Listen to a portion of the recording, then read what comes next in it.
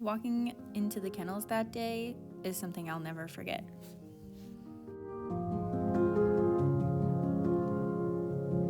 My name is Kristen. I'm the operations director for the Conway Area Humane Society.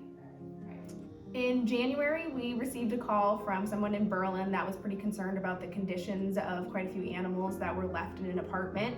There were 4 dogs and 4 cats that came into us from this apartment, and it was pretty evident once they arrived to us that they were all in pretty severe medical condition.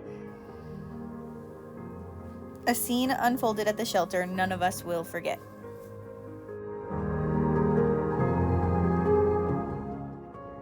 When we got the dogs into the shelter, we quickly noticed that their skin was in poor condition. All of them were covered in scabs and were missing quite a bit of their fur. So we were immediately concerned about mange. Lady was probably in the worst condition out of all of the dogs that we received. So she not only had sarcoptic mange, but quickly after arriving with us, we did notice that she was passing quite a bit of blood in her stool. We did see that there were little shards of either glass or plexiglass, so we did rush her to a vet appointment to see if she had perforated her intestines, which luckily she had not. It was just a bunch of irritation, so we ended up treating her for that. The puppies were a big shock to all of us. We were not expecting them to be so small, and the mange to be so visible on them, and them to be so full of worms, and Athena definitely had birth deformities.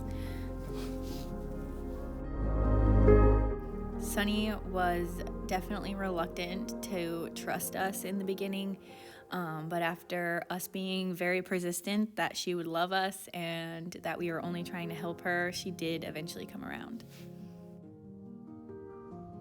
All of the cats are very untrusting of people. We ended up figuring that out pretty quickly with interacting with them. They slowly started to come around to us, but they're very untrusting of coming close to us even now.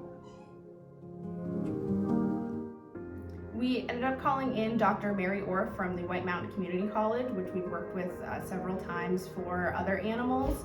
So she ended up being able to stop in that day and do a skin scrape on all of the dogs, and she determined that they did have sarcoptic mange, which is contagious to people and other animals. When these guys first came in, I felt terrible for them. I wasn't expecting them to be so small or so covered in mange. But give them a few days and we'll get them cleaned up and feeling better in no time. I met with our shelter veterinarian, Dr. Breyer, about the treatment for these dogs, and the treatment is to do an oral flea and tick preventative as well as a sulfur lime dip that they will need to be bathed in every 2 weeks until their skin starts to improve. They also needed to get the oral flea and tick medication every 2 weeks until their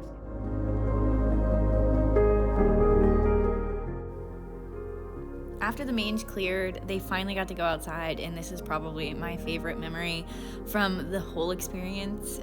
They were so excited to be outside. They were so excited to see each other again. The moms were excited to see the baby.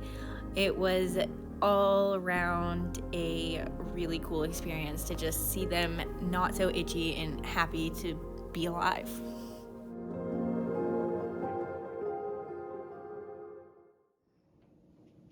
Aphrodite is one of the puppies that we ended up receiving in this case.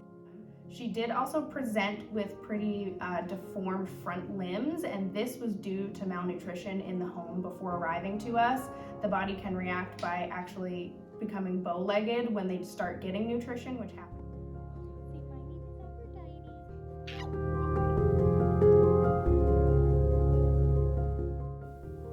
The cats really are improving every day. They're still very, very weary of people, but it's awesome to finally be able to interact with them for not being able to for so long.